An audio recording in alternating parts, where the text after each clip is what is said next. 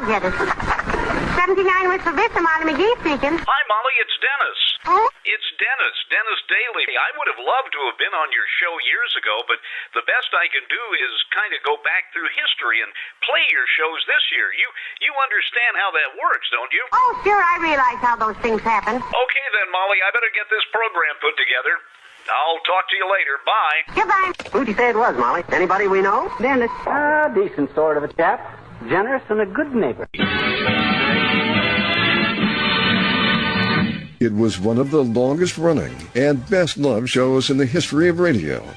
Throughout the 1930s, then through the war years, and into the 50s, Jim and Marion Jordan, as Fibber McGee and Molly, brought a little bit of mid-America into our living rooms every week.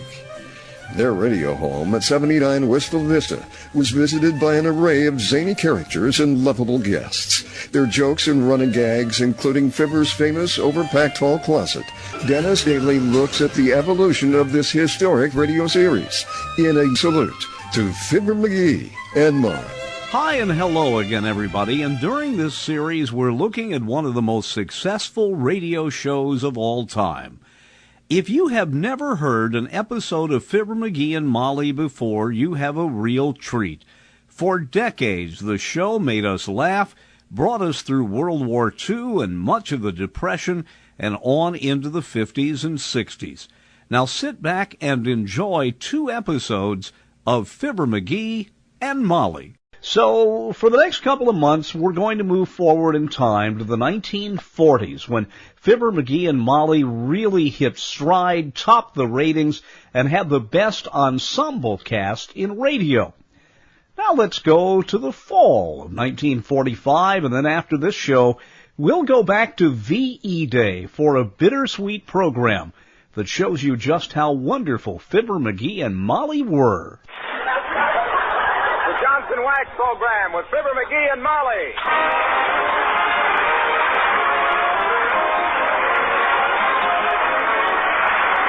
The makers of Johnson's Wax, Johnson's Carnew, and Johnson's self-polishing glow coat present Fibber McGee and Molly, written by Don Quinn, with music by the King's Men and Billy Mills Orchestra.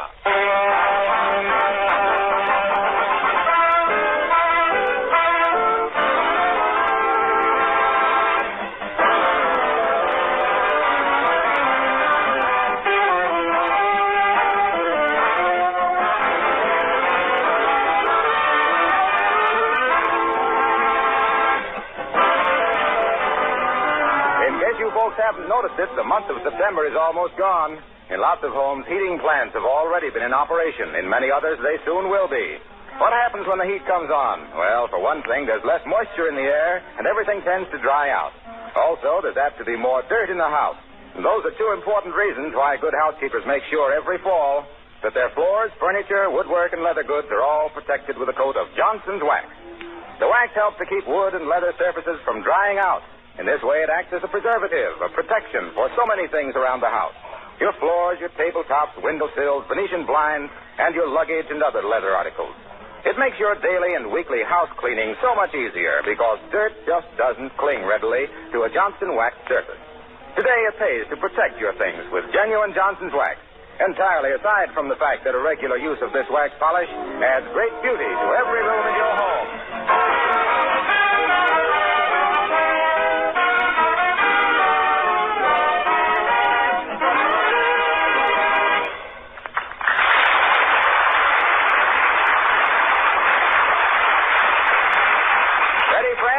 Well, here they are again at 79 Wistful Vista, Fibber McGee and Molly.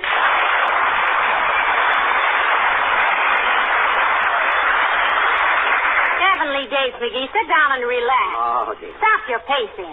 If you can't consider my nerves, think of the shoe you promised. I can't help it, Molly. I'm just full of spent-up energy. I'm restless as a kitten. Well, how a man who gets as much rest as you do can be restless is beyond me, dear. What do you want to do? I don't know. I just want to...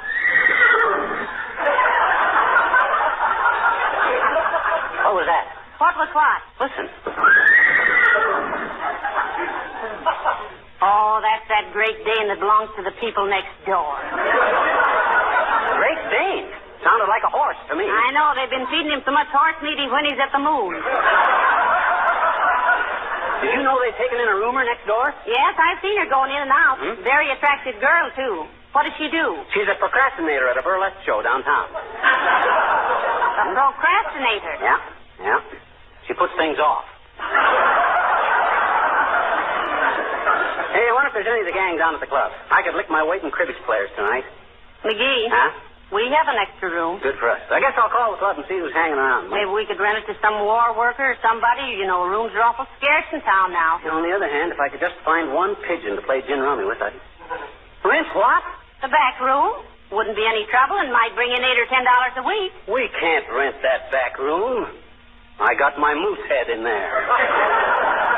Put the moose head in Uncle Dennis's room. He won't mind. Why should he? He's even glassier-eyed than the moose. Now, you stop picking on Uncle Dennis. He only uses it for medicinal purposes. Yeah, I know. I saw him sitting in the medicine cabinet on Oak Street last night.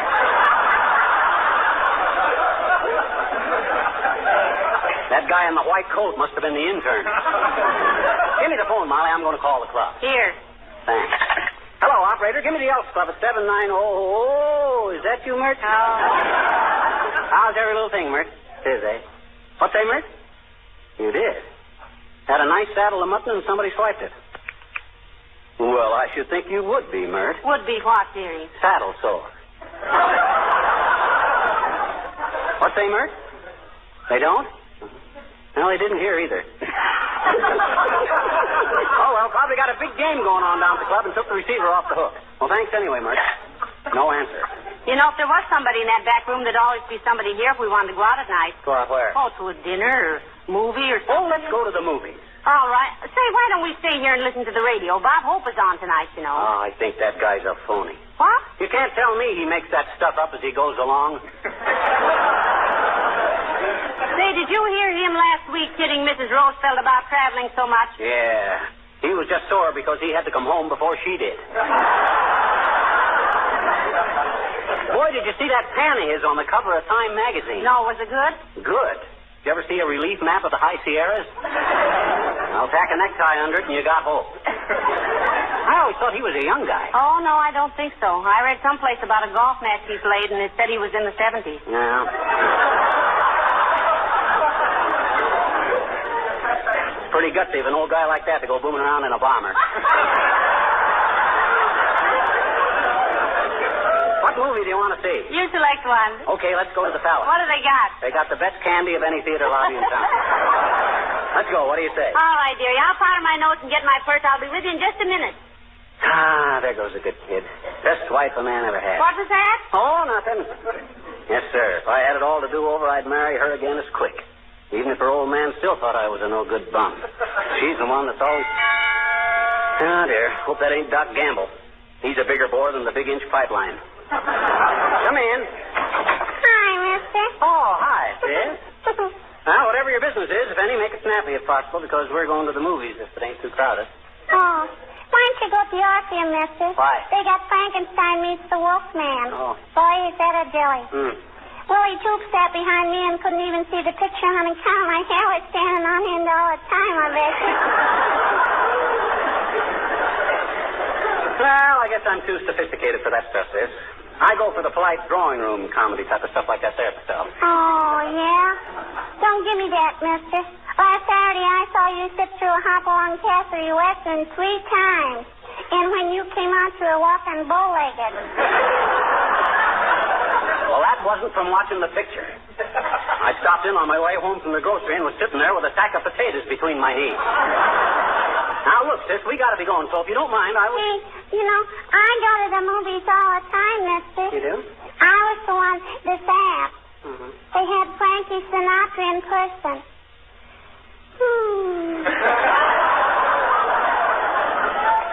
Drilled you right down to your bobby socks, eh? Oh, brother. I guess I'm just a slick chick, mister. Yeah? Well, maybe you are, but you can't roost here. We're going out. Okay, I'll go. My uncle's home anyway, and I want to see him. You know, he's a stomach gunner in a flying fortress. You don't mean a stomach gunner, sis. The correct term is... Please, now, mister. There's a lady present. Okay, lady. Now, scram, will you? Sure. My uncle's more fun to talk to anyway. Oh. And, boy, what baby eaters eat. You know, he had 7 scrambled eggs for breakfast. Wow. How does your mother feel about that? Oh, she don't care. She says that's wise. Out of the frying pan into the fryer, she says. So long, mister.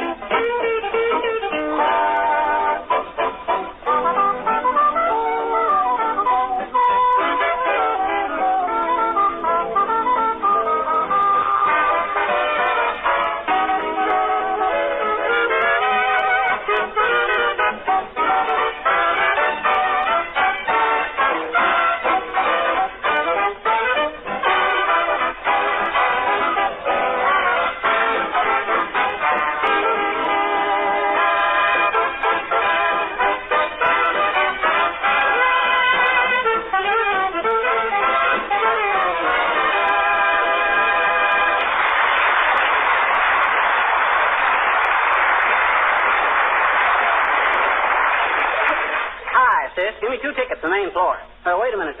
How much is the main floor? 65 cents, sir. How much are the loges? Loses are 85 cents, sir. What? 85 cents for loge seats? Are they studded with diamonds or something? The loge seats are upholstered, sir. So what? So am I, but I don't nick myself 85 cents every time I sit down. Now, McGee, stop arguing and buy a couple of tickets. You're holding up the line. Now, don't hurry me, Molly. I'm fighting for a principle here. Now, look, sis, you know and I know that 85 cents for loge seats is ridiculous. It's inflationary. Let's see your ceiling prices. There are no seats on the ceiling, sir. The second balcony is as close as you can get. Oh, a smarty skirt, eh? Well, how much are balcony seats? 50 cents, sir. 50 cents for balcony seats? Why, how you can see better from up there than you can from the main floor. And you charge less.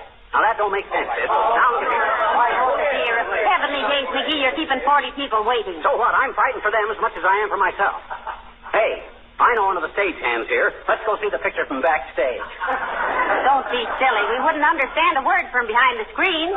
Why, the sound would be backwards. Huh? Oh. All right. Quit pushing back there. Now, take it easy. The theater ain't going anywhere. Give me 2 main floor seats, sis. I have some money if you're short, McGee. Thanks, I got the exact change. Here, sis, $1.31. Well, that's 1 cent too much, sir. Yeah, I know. I'm giving you a penny for your thoughts.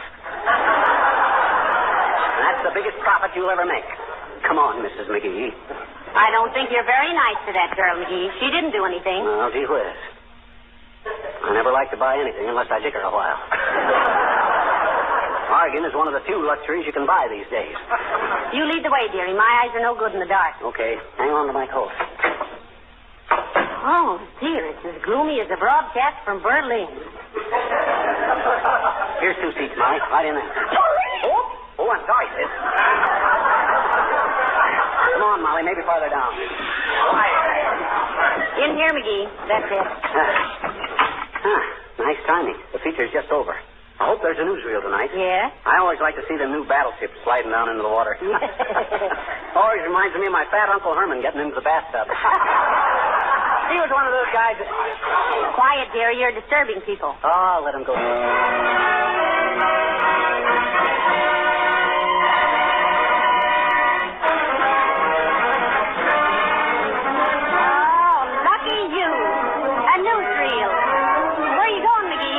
To get some candy. I'll be right back. Hold the seat for me. All right, but hurry now. Hey, Usher, where's the candy display? Never mind. Oh, I see it. Well, hello, pal. Wilcox. Well. As the fellow says to the ration board when they gave him another A card, long time no see. Well, Fibber, where's Molly? Inside. I just come out to get a hunk of candy. What are you doing loafing around this theater lobby? I'm waiting to talk to the manager. You know Sigmund Wellington? Tiggy? Oh, sure. He's secretary of the Chamber of Commerce. Kind of a dope. Well, I don't agree with you, as usual. Huh? I think Wellington's a pretty bright guy. Been around, too. Managed theaters all over the state of Texas. Yeah, well, that's what he says. Two will get you 10 that he thinks the panhandle is a facial massage. What do you want to see him about, anyway? Well, it's confidential. Oh, come on, you can tell me. You know how I am, Junior. Telling me a secret is just like whispering it to your little pillow on your little trundle bed. I know. There'll always be a slip on it. Oh, come on. What you want to see Wellington about? You won't say anything? Cross my heart. Okay. Look, it's about the other theaters in town. Yeah? Yeah. They can't understand how he manages to keep all his woodwork and these paneled walls and the doors and everything so gleaming and shining when help is so hard to get. They think he's holding out on them. Well, what's the secret, Junior? Well, it really isn't any secret, pal. Yeah? Anybody can buy Johnson's wax.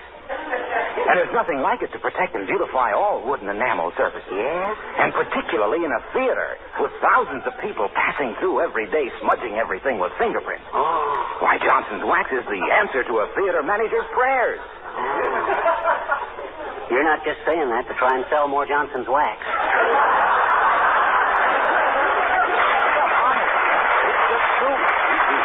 Wellington is the only married theater manager in town. Oh. His wife told him all about Johnson's, and how it saves her hours of housework and guards against dust and dampness. That's how he got ahead of those other fellows. Well, what are your plans, Junior? Well, I'm going to ask Wellington to ask his wife to tell the other theater managers about Johnson's wax. Well, look. Yeah? Why don't you tell him about it? Well, doggone me. I never thought of that. Gee, thanks, pal. I've still got time to call on all of them tonight. I'll see you later.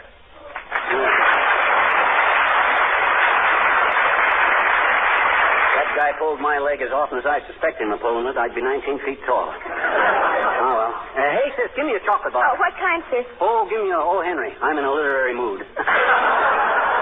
That will be 5 cents, sir. Price is no object, sis. Now, let me see. 5 cents, 5.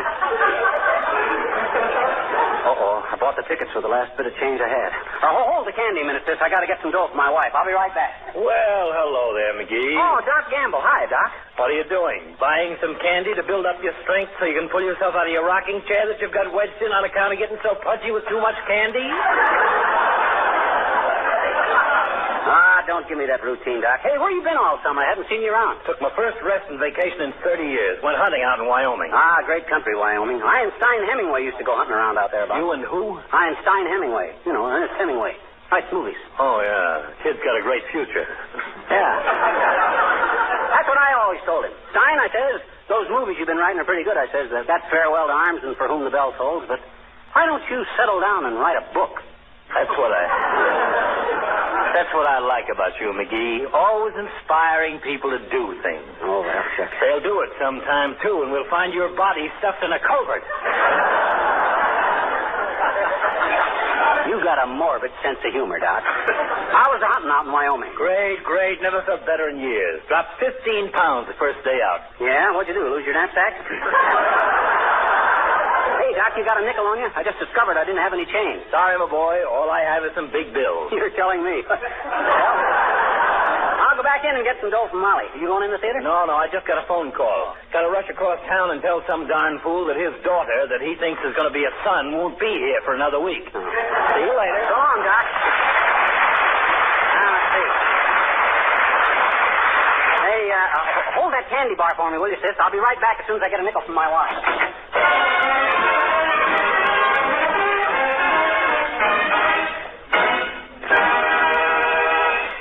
Rather to miss the newsreel. Now, let's see.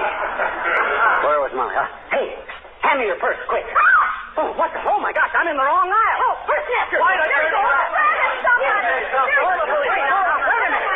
Let go of me. It's all a mistake. Hey, Molly, where are you? Over here, McGee. I'll see you in the lobby. No, take it easy, folks. It's all a mistake. I'm totally trying to... This way, McGee. Hurry into the manager's office. Oh, lock the door, Molly. Lock the door. If they catch me, they'll lynch me up to the nearest lamppost. My. For goodness sakes, what happened? Oh, I went for candy. No money. Came back. Wrong aisle. Asked some woman for her purse. Thought it was you. Phew. So I... Company coming. Don't open that door. Don't let him in. They'll mob me. Answer the phone. You answer. I'll move the door in front of the desk. I mean the desk in front of the mob. The phone. I'll answer the desk. You hold it. That woman, she may have a gun. Oh, this is awful.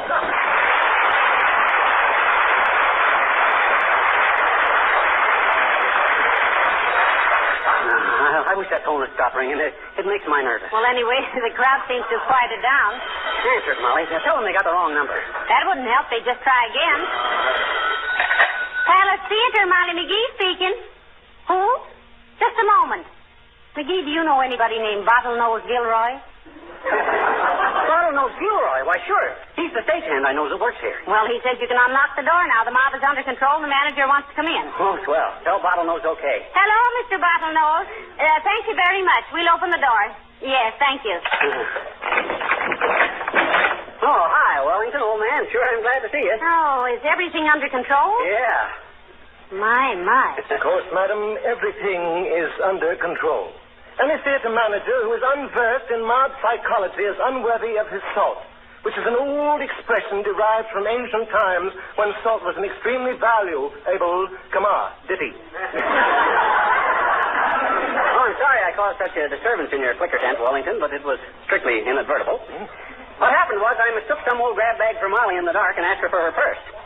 She hipped like a banshee and the battle was on. A significant demonstration of war nerves, my dear fellow. It is an apt illustration, if I may say so. May I say so? Well, indeed you may. Thank you. It is an apt illustration of a current wave of irresponsible hoodlumism. We of the theater are deeply perturbed at the unmanly conduct of some of our, shall we say, patrons? Gee, left. Patrons. Speaking for the community as a whole, and this community is one of the worst holes I've ever... Practically beside the point, I shall continue. What I mean to say is something must be done to combat this epidemic of hoodlumism. Otherwise, and I say that advisedly, otherwise many responsible executives, of whom, and I am one of them, might be forced to seek other means of livelihood. I see. You mean if you can't control your customers, you're liable to get fired, huh? Admirably, if somewhat brutally put, madam. And now, if I may quote almost any radio announcer, and now, charming as this has all been, I must ask you to relinquish possession of my sanctorum, sanctum, sanctor...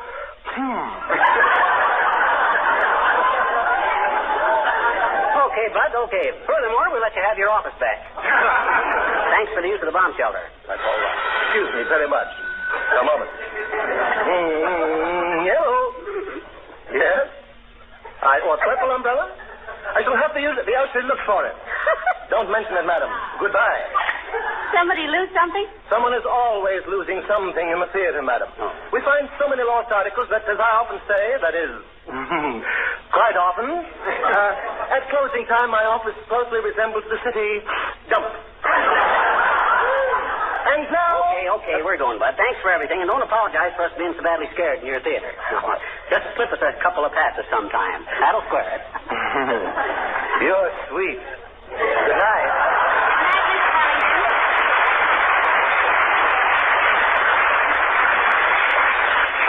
Oh, my. Shall we go home, McGee? Oh, I want to see the rest of the show. Come on, let's go.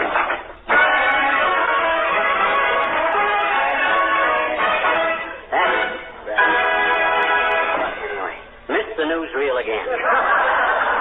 Let's go home. Fine, we can come back next week. Yeah, what's the next feature? Heaven can wait for 2 weeks. They say it's a very good... Hey, Molly. Molly, look. There's Latrivia. Well, heavenly days. Hello, Mr. Latrivia. Hello, Molly. Hello, McGee. Nice to see you. Well, how's everything in the Coastal Guard, Latrivia? What are you doing in town? Sailing the bounding Main Street? No, I came to see Mr. Wellington, the manager of the theater. You know him? Oh, quite well. Yeah, I went to school with him, Latrivia. He and I slept in the same geometry class. Al of yours? Oh, no. I'm seeing him on business for the Coast Guard. At every performance next week, we're putting on a recruiting talk. You need more men? We need more women. That's the kind of a chronic complaint with sailors, ain't it, Latrivia? This is a recruiting campaign for the Spars, McGee. Oh. That's the women's division of the Coast Guard. And a wonderful organization for women between 20 and 36 who really want to do something in this war. I have a selfish interest, I'll admit, because every woman who joins relieves a man for frontline duty. I know how you must feel, Mr. Latrivia. Where do the Spars train? At the Biltmore Hotel in Palm Beach, Florida. Oh, gee, honest? Must be wonderful to stay at a swell hotel like that and pay off in salutes. Hey, how much jewelry are those Spars allowed to wear, Latrivia? Oh, I don't know. Just the essential minimum, I suppose. Why? Oh, just wondered if they were allowed to wear clanking bracelets and stuff. You don't want Spars that jingle, jangle, jingle. Don't you get it, kids? The joke lies in the similarity of sound between spar and spur. Ain't funny, McGee. Really? I thought it rather amusing. Say, what do Spars do in the Coast Guard, Mr. Latrivia? Well, they act as chauffeurs, cooks, stewards, bookkeepers, teletype and telephone operators, and 100 other things. Almost everything but actually manning the boat. You're going to be in conference very long. Maybe you could come home with us and have a cup of coffee. Well, thank you very much. For some other time, Mrs. McGee. Good night. Good night. Good night, McGee. McGee, Coast Guardsman Latrivia said good night. Huh? Oh, excuse me. I was thinking. About what? Women being sailors. Must be strange to have a sweetheart with a mustache in every port. Oh, well, times do change. Now, good night, Latrivia. See you soon, I hope. Yeah.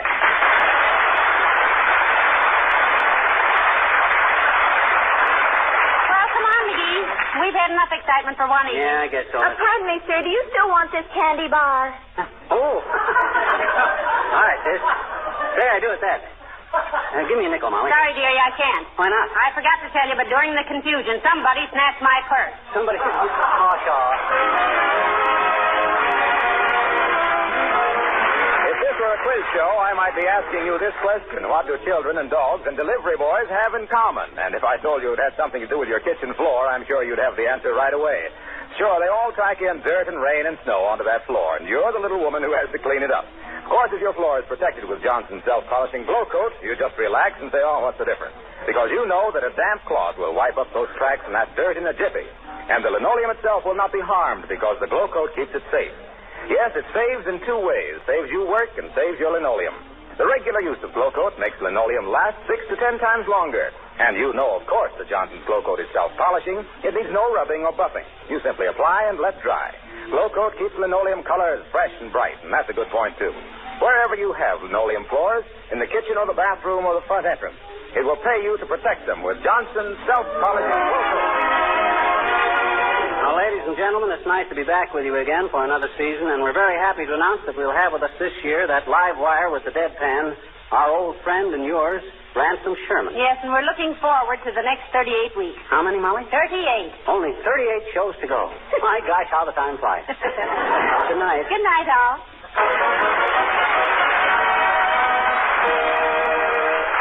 This is Harlow Wilcox, speaking for the makers of Johnson Wax Finishes for Home and Industry, inviting you to be with us again next Tuesday night. Good night. You're listening to another in Dennis Daly's series of salutes to one of the best-loved shows in the history of American radio, Fibber McGee and Molly. Now again, here's Dennis.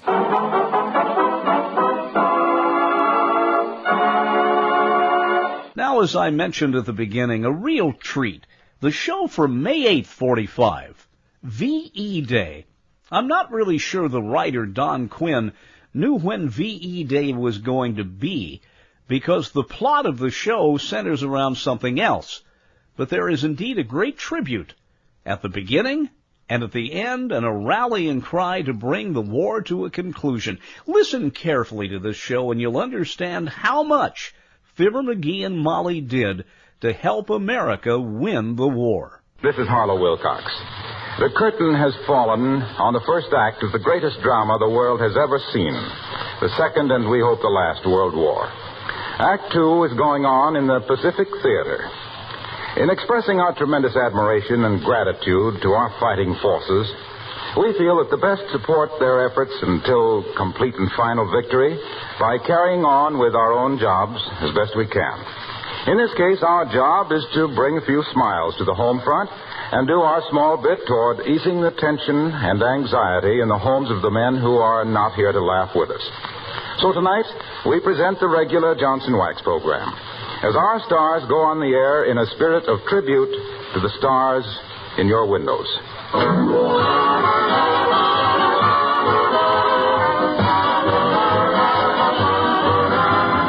The makers of Johnson Wax products for home and industry present Fibber McGee and Molly, written by Don Quinn and Phil Leslie, with music by the King's Men and Billy Mills Orchestra.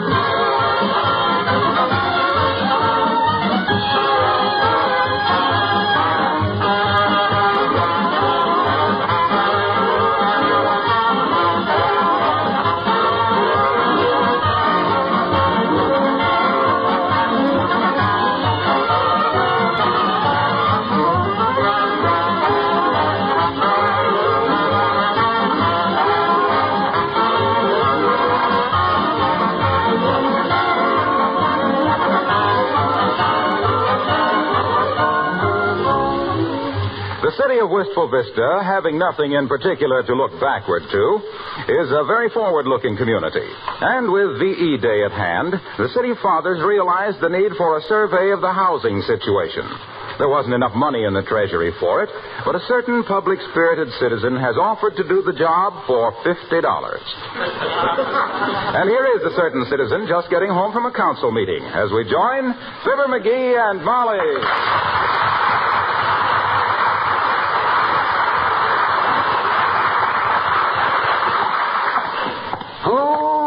Had a little beaver, and his name was Sam.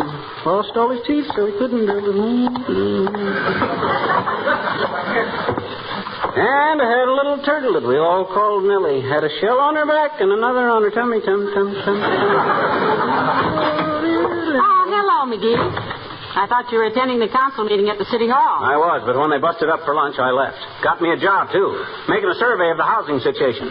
Picked me up a fast 50 snackers doing it, too. Heavenly days, dearie. You get yourself into more kinds of pickles than Mr. Hines ever heard of. Oh, yeah? Don't you think I can handle it? Oh, of course, of course. If you have plenty of time to make a survey like that. Well, I got plenty of time. I don't have to have it finished till 5:30 tonight. 5:30? Why, it's 1:45 right now. So what? All I got to do is find out how many people in Wistful Vista are looking for places to live, and by the simple process... I'll get it. Okay. 79 Wistful Vista, Molly McGee speaking. Who? Oh, yes, he's right here. It's the editor of the Gazette, McGee, Mr. Edelson. Probably wants to send a reporter out for an interview. Hello, Lee. McGee speaking. What's on your mind, kid? The housing survey? Sure, by 5:30 tonight. Huh? Well, pucker up, brother. I'll be there to see it. Pucker up for what, dearie? He says if I complete the housing survey by 5:30 tonight, he'll kiss the mayor in the front window of the Bonton department store tomorrow at high noon.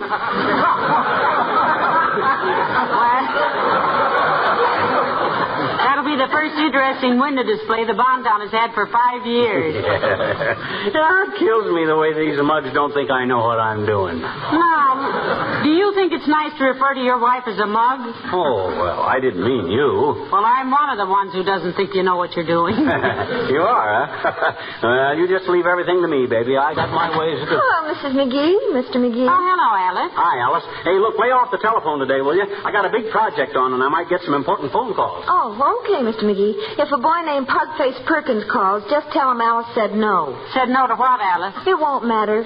Pugface is the kind of a fellow that a smart girl says no to on general principles. Anyway, if I want to make a phone call, I'll run down to Kramer's drugstore. Oh, well, if you do, Alice, get me a bottle of shampoo, will you, please? Oh, sure. What kind, Mrs. McGee? It's called Drawer Off. Drawer Off? That's an odd name. Oh, I don't know. It's just forward spelled backwards.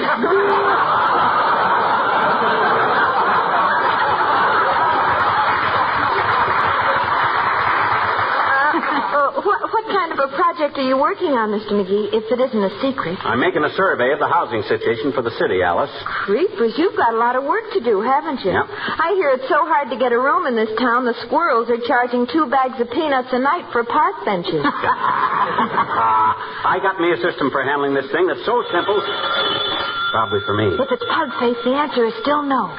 Hello? Yes, this is Mr. McGee. Who? Oh, yes, Mr. Mayor. What, Mr. Mayor? On my housing survey? Why, certainly, Your Honor. Yes, but Mr. Mayor. Yes, I know, Your Honor, but Look, go fry a pig, will you, Jake? Was that really His Honor? Yeah, His Honor. Very honest guy. Bought his way into the office and paid himself back inside of 3 weeks.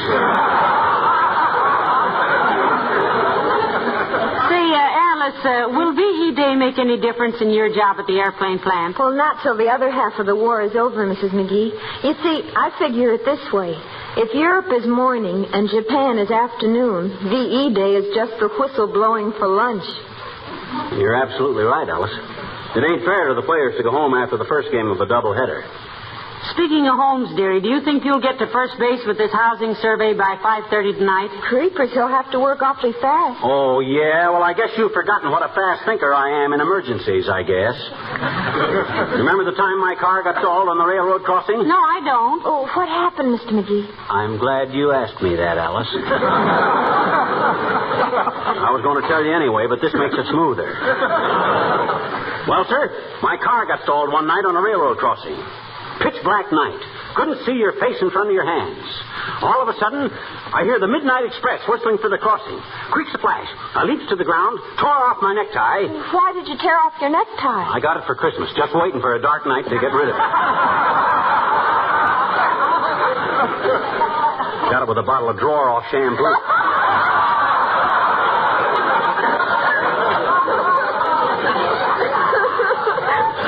Well, sir, I tore off my necktie, and I could hear the roar of the train approaching. I dashes down the track and flags the train down, just in the nick of time. But, Mr. McGee, if it was such a dark night, how did you ever make them see you in time? Oh, I just had a flair for that sort of thing.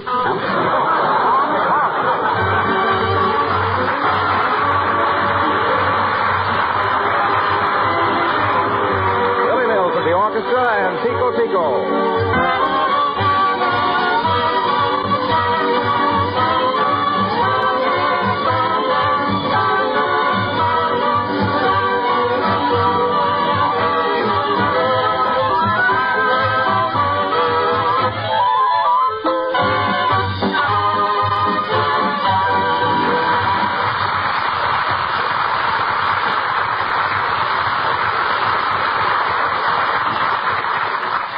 McGee, I'm worried. What about, Snooky? Well, here you sit doing crossword puzzles, and you're supposed to have a survey of the housing situation in Wistful Vista finished by 5:30. What time is it now? 5 minutes to 4. My gosh, time sure drags, don't it? Hey, what's the 5-letter word meaning a large carnivorous feline animal? Tiger. Tiger, eh? No, that can't be right. Got to have a J in the middle of it. On account of the perpendicular word is agent.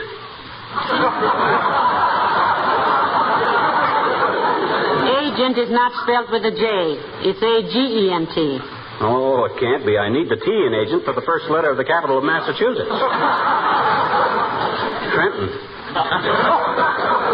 Trenton is in New Jersey. It is? Oh, doggone it, that throws the whole puzzle off. I had it almost finished. But how about the housing survey? You just can't sit here and... don't worry about my housing survey, baby. I promised to have it done by 5:30, and I'll have it done. But you're not doing it. Oh, yes, I am. How? Wouldn't you like to know? I got people all over this town helping me, and they don't even know they're doing it. This is going to be the easiest $50 I ever... Come in. Well, my goodness, Mrs. Carstairs. How do you do, Mrs. Carstairs? Good day, Mrs. McGee. And, Mr. McGee. Hi, Carsty. Have a chair. Thank you. Take 2. They're small.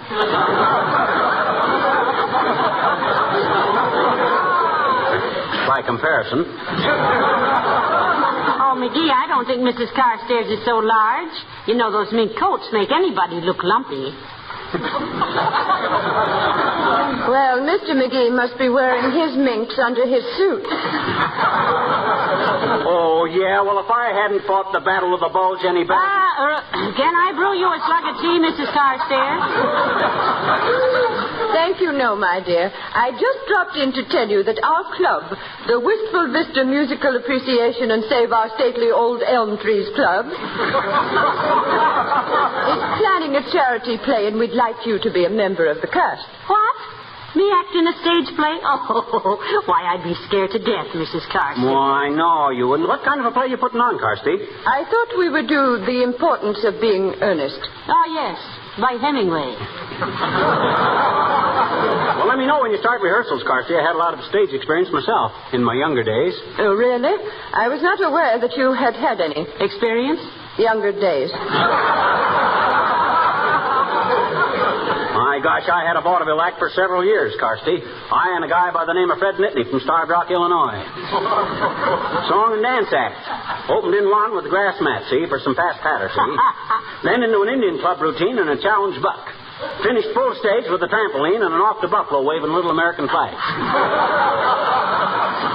I'll never forget what Variety said about me when they reviewed our act. Didn't you save the clipping, dearie? No, it had a typographical error in it.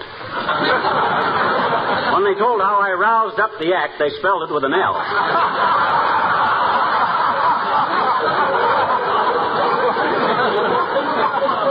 One of our club members has written a play which we might do. It's a moral lesson on drinking in the English upper classes. Oh, what's the title of it, Mrs. Carstairs?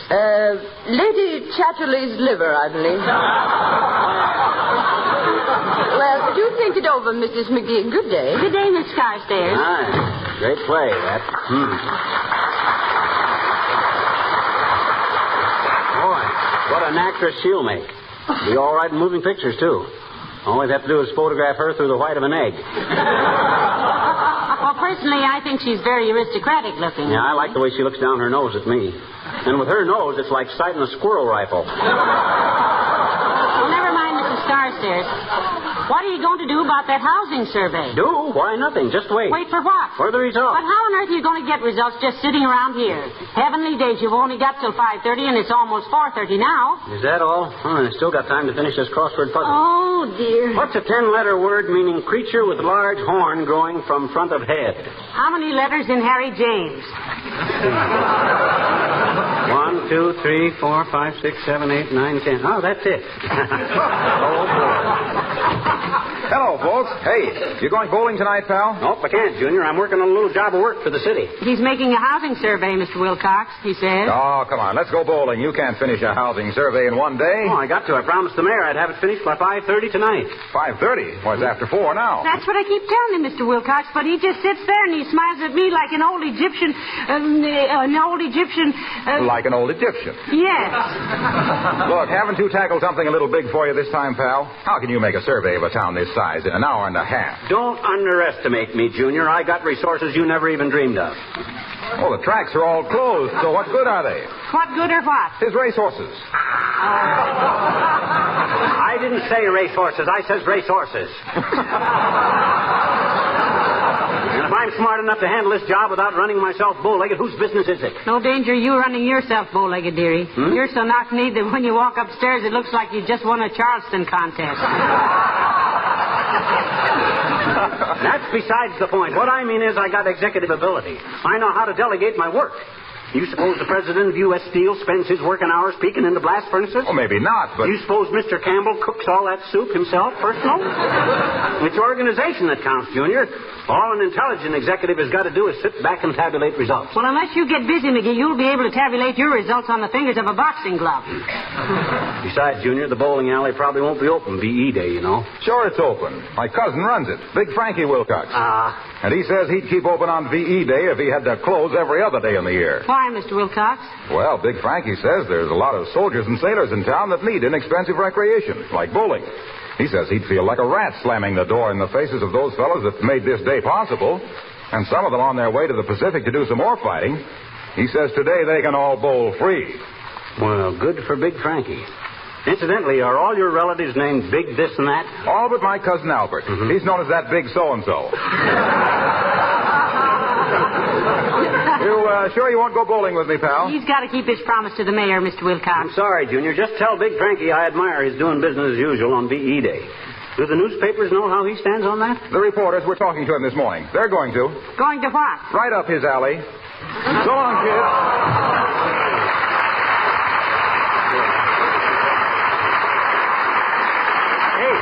Hey, what time is it? 4:45. My watch says 4 to 5. That's what I said. Oh, yeah. What was I doing before Wilcox? Oh, yeah, my crossword puzzle. Now, let me see. 46 vertical. A 3-letter word meaning an animal that gives milk. Could that be Joe, our milkman? Look, sweetheart, you've got just 3/4 of an hour to make your housing survey. Aren't you going to do something? Do what? Do anything. Go out and survey a house. Survey 2 houses. How on earth can you earn your $50 sitting there with a crossword puzzle? Now. Take it easy, kiddo. Take it easy. Oh. I know what I'm doing. I told you I had this thing organized. All I got to do is wait for the results. But what have you done to get results? That's the secret of the whole thing. If I was to give away my professional methods, I'd be... Come in. Oh, hello, Dr. Gamble. Hello, Molly. Hello, fossil puss. Hi, Aerosmith. What's new in the world of medicine? As if you'd know. Oh, I managed to be conversant with modern medical techniques, my boy. Did you know that I discovered a new method of removing fish bones? My goodness, Doctor, how do you do it? Just hand the plate to the head waiter and say, take the bones out of this trout, will you, buddy? Saved myself many a bad moment that way. Yeah, and if the waiter charges as much for operating as you do, Capsule Happy, you'd better stick to spaghetti. Oh, I don't know. What's the matter with you, Molly? You're as jumpy as the newsreel of Wilson's inauguration. Well, I don't know, Doctor. I guess I'm just jittery about McGee's job. McGee's job? Don't tell me little Dynamo here has lowered himself to the ranks of labor.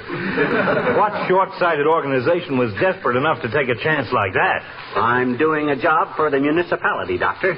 Making a survey of the housing situation. And he's supposed to have it done by 5:30 tonight. That gives him about 35 minutes, and he hasn't even been out of this house.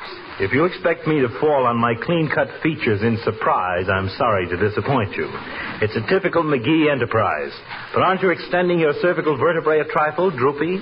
My what? I said, aren't you sticking your neck out a little? That's what I've been telling you. Doggone it, I'm getting sick and tired of being told that. Just because I got my job systematized, everybody thinks I'm going to be a flop. Don't anybody give me credit for anything? Nobody who ever gave you credit for anything would. He says he's going to have the results by 5:30, Doctor, but for the life of me, I don't see how he's going to do it. Well, I don't have to tell every Tom, Doc, and Molly how I handle things. I got my methods. Look, Frog Leg, are you doing this as a labor of love, or are you by some miracle being paid by the city for the project? He's getting $50 for it, Doctor. In cash. $50? Yes. That does it. When I think of the acres of human flesh I have to poke, prod, and puncture for $50, and you getting the same stipend for sitting here on your gluteus maximus, I'm tempted to hock my stethoscope and start a hot dog stand. Don't do it, Fatso. Don't do it. You couldn't cut the mustard. Is that so? Why, you four-flushing little... I'll get it. 79 Wistful Vista, Molly McGee speaking. Who? Oh, yes, he's right here. For you, Doctor. Oh, thank you. It's probably that head waiter, Doc, telling you your trout is out of the anesthetic. Hello? Yes? Yes? Fell off the what? Well, is the body in pretty bad shape? It is, huh? Well, I'll be right over and examine it.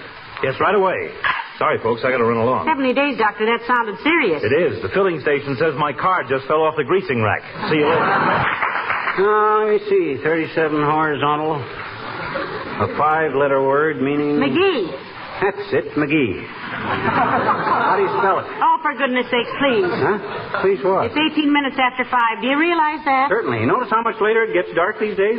Summer will be here before the people in the city... Oh, darling, don't do this to me. You've got about 11 minutes to finish your housing survey, and you haven't stirred out of that chair all afternoon. Oh, forget it. I'll have the complete results any minute now. Just relax, kid.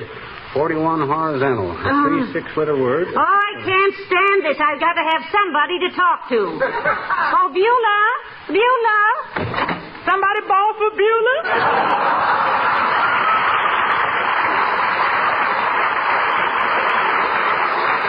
Hi, Beulah. Evening, sir. How's everything going, Beulah? Everything's copacetic, ma'am. Yeah, from there, the shrimps is all shucked and the rice is all fluffy and everything's all right with the work. We having shrimp curry tonight, Beulah? We having a shrimp curry the like to which you ain't never flang a lip across, Miss McGee. I'm telling you, the way I cooks rice make a mandarin close up his cookbook and commit chop suicide. Ah, you're the best cook I ever knew, Beulah. Oh, thank you, ma'am. That's what Ira said, too. Ira, that's my intended. What's the status quo on your engagement, Beulah? Well, frankly, sir, the status ain't nothing to call about. that little manicurist in our neighborhood, she's a tough pocket of resistance, as they say in the newspapers. Don't tell me Ira is serious about her, Beulah. Yes, ma'am, at the moment. I can only hope Ira realize sometime that he's going to be happier going through life with a hot stove than a cold nail file. By the way, Beulah, how did you celebrate VE Day this morning? I went to church, Miss McGee. I say a little prayer for the boys that do such a good job over there in Europe. Well, that was very nice, Beulah. Oh, ma'am, I wasn't in no mood for no whoop-de-doo. When you got a brother in the Navy like I have, still out there fighting in the Pacific, you was prone to save your confetti for another day. Oh, still pretty good news, though, Beulah. Oh, yes, I ain't denying that. But I just can't help thinking there ain't no dancing in the streets in Manila. Well, maybe it'll all be over pretty soon, and Ira and me can get married and settle down. Yeah. Where are you and Ira going to live when you get married, Beulah? Oh, man, we thought we'd get us a little truck farm and raise our own stuff. Tomatoes and children and boys, too, of course. And maybe a few ducks and a couple of cows. Ah, ducks and cows. That's the thing, Beulah. The perfect midnight snack. Midnight snack, sir? Yeah, quackers and milk. Oh. Quackers and milk, ducks and cows? Too bad Beulah didn't say. I love that man.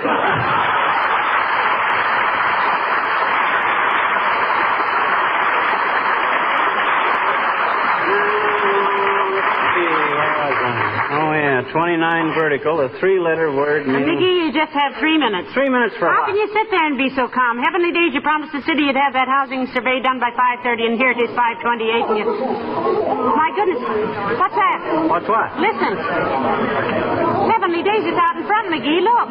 What are all those people out there for? Aha, those are my results, kiddo. Quick, how many are there? Why, there's hundreds of them, and they're all looking at our house.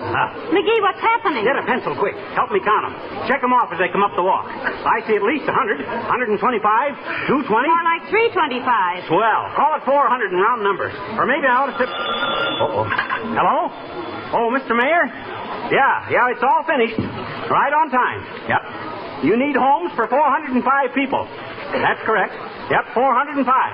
Okay, Jake. I'll be right down to pick up the check. McGee, what on earth did you do? I just stuck an ad in the paper, that's all.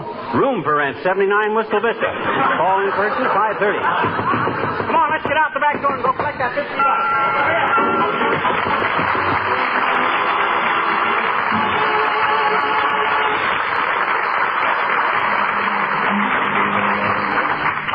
Almighty Father, thou whose love doth heed the sparrow's fall, guide thou, we pray, our men who fly where dark and danger call. Bring them the comforts of thy love, the guidance of thy hand,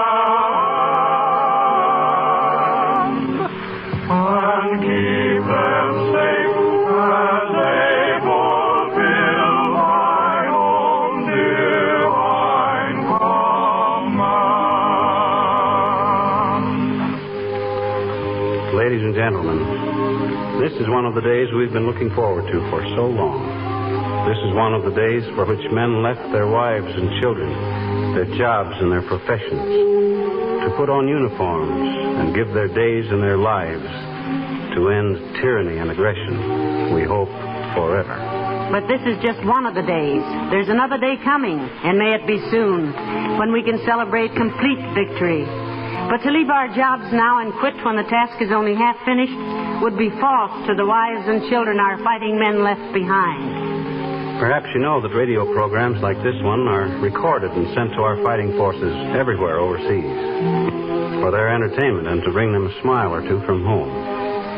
This is our job, the thing we know best how to do. So let's all keep going, keep working, and keep faith with the ones who are still doing battle for the things we believe in. Good night. Good night, all. protect thy sons wherever they be, and bring them safely home.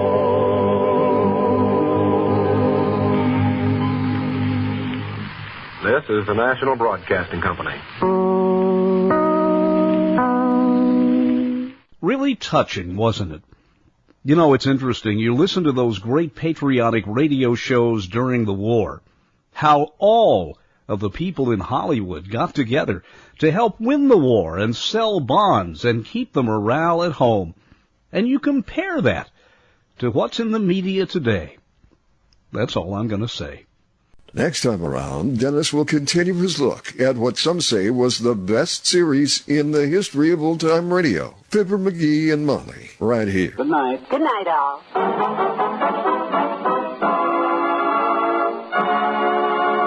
Morrison Bridge speaking.